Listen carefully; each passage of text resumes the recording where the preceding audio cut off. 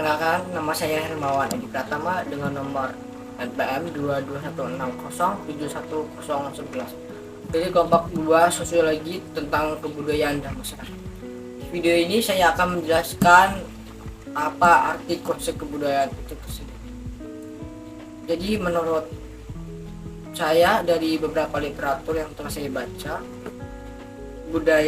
konsep kebudayaan atau budaya itu berasal dari kata Sanskerta, dari kata bud yang artinya akal, kemudian kata budi yang artinya tunggal, kemudian kata budaya yaitu majemuk, sehingga jadinya budaya adalah hasil sebuah pemikiran seorang manusia.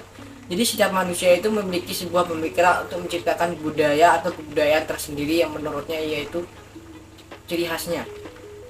Kemudian menurut para ahli, ujaran ningrat menerangkan bahwasannya pada dasarnya banyak yang membedakan budaya dan kebudayaan. Budaya di mana merupakan perkembangan dari kata majemuk budidaya yang berarti saya dari budi. Kemudian Santrok 1998.2 budaya, kebudayaan atau kultur didefinisikan sebagai tingkah laku pola-pola keyakinan pada setiap produk dari kelompok manusia tertentu yang diturunkan secara generasi, yang diturunkan secara turun-temurun dari leluhur ke anak cucu.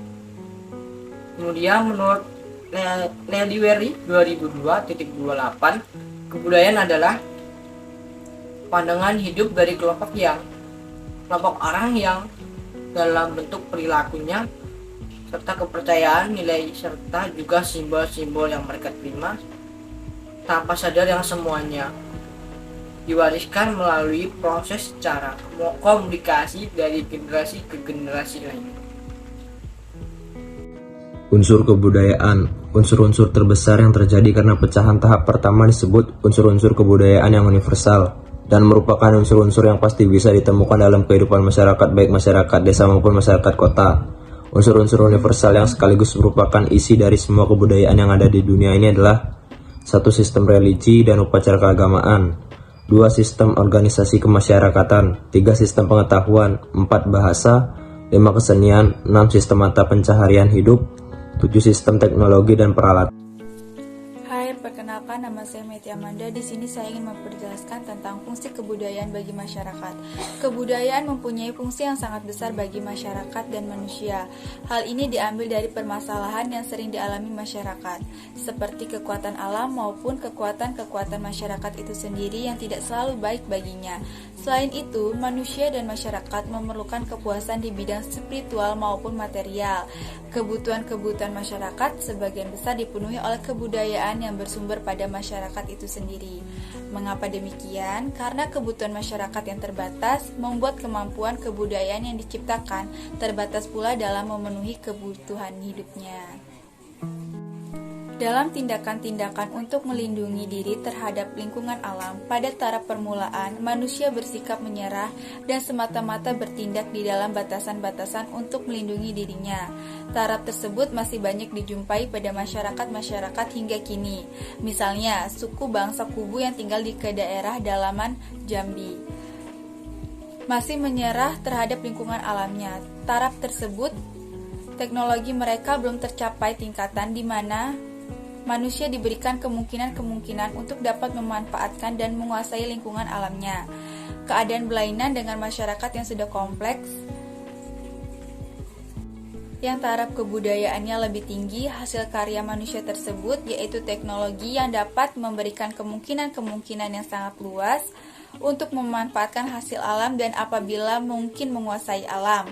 Sedangkan karsa masyarakat mewujudkan norma dan nilai-nilai sosial yang sangat perlu untuk masyarakat karena kekuatan yang tersembunyi pada manusia tidak selamanya baik. Untuk menghadapi kekuatan yang baik buruk, manusia harus melindungi diri dengan cara menciptakan kaidah-kaidah yang pada hakikatnya merupakan petunjuk tentang bagaimana manusia harus bertindak dan berperilaku di dalam pergaulan hidup. kaidah-kaidah kebudayaan yang berarti peraturan tentang tingkah laku atau tindakan yang harus dilakukan dalam suatu keadaan tertentu. Sekian dari saya, terima kasih. Perkenalkan, nama saya Riden Febianti. Di sini saya akan membacakan tentang sifat dan hakikat kebudayaan. Sifat dan hakikat kebudayaan yang pertama yaitu bersifat universal. Budaya bersifat universal memiliki karakteristik yang bergantung pada waktu, tempat, pengalaman, dan faktor pendukung. Dalam arti lain, perbedaan budaya ini didasarkan pada latar belakang yang membentuk budaya tersebut. Dan untuk sifat yang kedua yaitu bersifat stabil dan dinamis. Kebudayaan cukup stabil dan terus-menerus mengalami perubahan. Misalnya, jika Anda memutuskan untuk memperbaiki foto 6 tahun yang lalu, kemungkinan besar Anda akan cocok dengan tren mode saat ini. Kebudayaanisme yang bertahap akan dilakukan oleh unsur-unsur seperti contoh, yang disesuaikan dengan perkembangannya. Waktu biasanya tidak untuk mengalami perubahan berupa teknologi, hanya kebudayaan yang mati dan dalam keadaan statis. Dan untuk sifat yang ketiga, kebudayaan adalah sifat manusia. Kebudayaan mengisi dan menentukan jalan kehidupan masyarakat, bahkan didasarkan oleh masyarakat itu. Sesuai dengan pernyataan di atas, terlepas dari apa yang mungkin dikatakan beberapa orang, masyarakat umum atas standar hidup yang layak. Halo, nama saya Brana Sati. Di sini saya akan menjelaskan kebudayaan dan kepribadian. Kebudayaan itu berkembang dalam masyarakat, ibarat wadah, maka kebudayaan itu isinya dan masyarakat itu wadahnya. Masyarakat terdiri dari individual dalam jumlah besar, di mana setiap individu punya gaya tersendiri yang membedakan dengan individu lainnya. Perkembangan kepribadian seseorang akan dipengaruhi oleh banyak faktor berbeda, termasuk jenis budaya seperti budaya regional, itu seperti menggunakan sistem patriarki, dan orang tua untuk mempengaruhi pribadi seseorang. Kota dan desa. Orang kota lebih individual daripada desa yang sulit beradaptasi dengan perubahan baru. Kelas sosial. Gaya hidup antara kelas atas dan kelas bawah itu berbeda seperti pakaian, moralitas, ketertiban sosial, dan mengisi waktu luang, dan lain-lain. Kepribadian adalah dasar dari perilaku seseorang. Menurut Theodore M. Newcomb, kepribadian itu organisasi faktor biologis, fisiologis, dan sosiologis yang mendasari perilaku individu. Budaya berpengaruh besar kepada perilaku dan kepribadian seseorang. Adapun menurut ahli, budaya Herkovitz secara langsung mempengaruhi perilaku dan kepribadian individu yang hidup dalam masyarakat tersebut. Dan oleh Ralph Linton dan Kardinal Linton berpendapat bahwa konsepsi psikologis kepribadian dipengaruhi oleh kebiasaan orang tua. Terima kasih. Perkenalkan, saya Prita Narya yang akan menjadi pemateri terakhir pada presentasi kali ini dengan judul Pengaruh Budaya Terhadap Kepribadian Masyarakat.